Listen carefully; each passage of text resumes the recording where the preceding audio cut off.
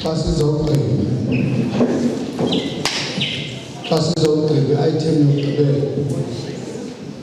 Sadtu Ngcobo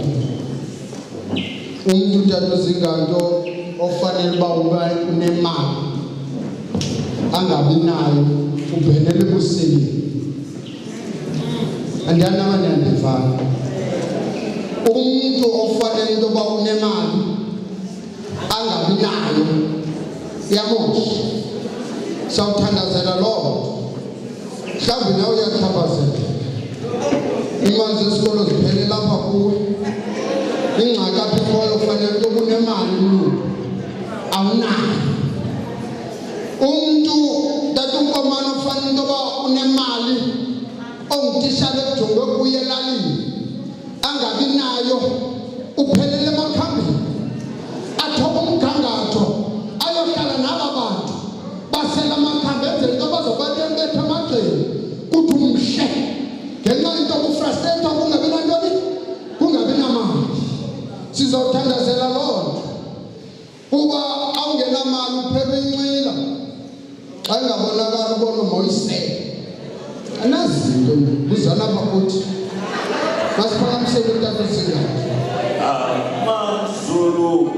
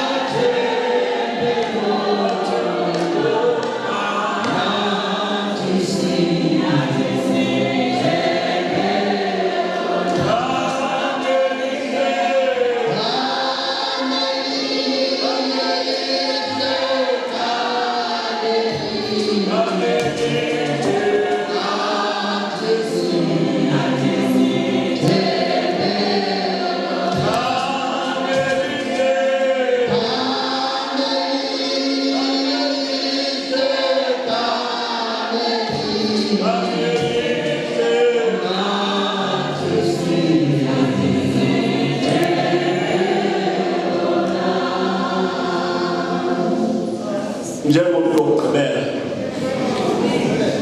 kule mithandazo ndifuna uvuyisana nabantu abangenantshaba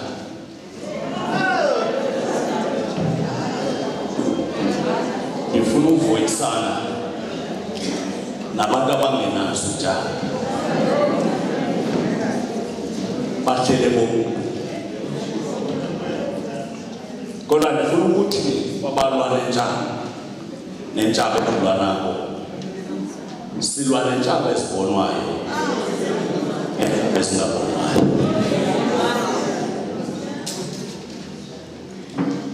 ngabantwana ngathi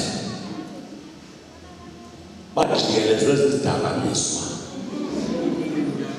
ungutishara uvele ulixhoba ibe worse kodishara babomama sijikeleze izintaba ezibonwayo nezingabonwayo siyaphangela siyangena emsebenzini kodwa kukho xa bethu ababanjwe lutshaba olungabonakali be it lutshaba lotywala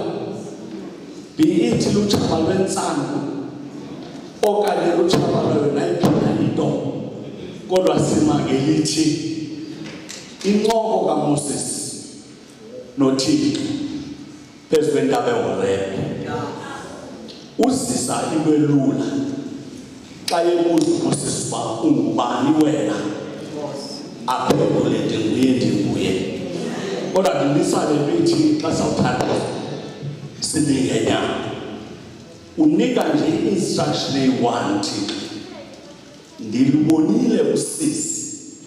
ababulwa abantu babo baphethwe kabuhlungu athi ke ndihlile funa uba ke xa sawuphakama sime ngenyama ngoba sithanda zokugqibela uthi nje ukhona ohlileyo noba andibonakali xa ndilila noba iintshaba zam ziyavuya phezu kwam kodwa ukhona ohlile. Ngifuna uba xa uthandaza sizawuthandaza sonke kuqala ndigqibele. Kodwa ndirhalela into yoba xa uthandaza uzibonise ume wena nam uzawuma mna phambi kwesipili sikaThixo ukuze kubonakale ukuba lo uhlileyo ngumqhawe kaManene, umomelezi, umbophi, ulo ubonayo apho kungaboni mntu khona. Ungcwele,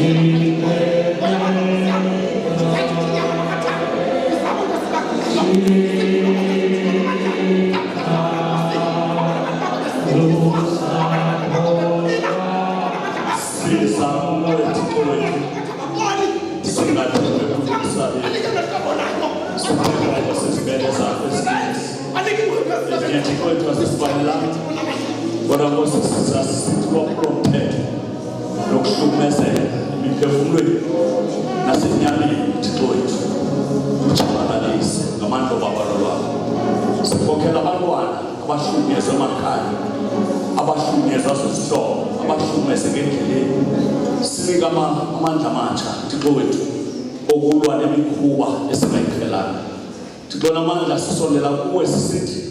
ulwaphulo-mthetho kwilizwe, ulwaphulo-mthetho kwisayizi esikuzo, ulwaphulo-mthetho emakhayeni ethu. Thixo namandla amakhulu silwele ngokulwa kweentaba zethu. Sisithi siqinisile uthembe kusuleleko kwakho, singawoyika amandla wabasuke bekuthi ngenxa amandla kaYesu Kristu Nkosi yethu. Amen.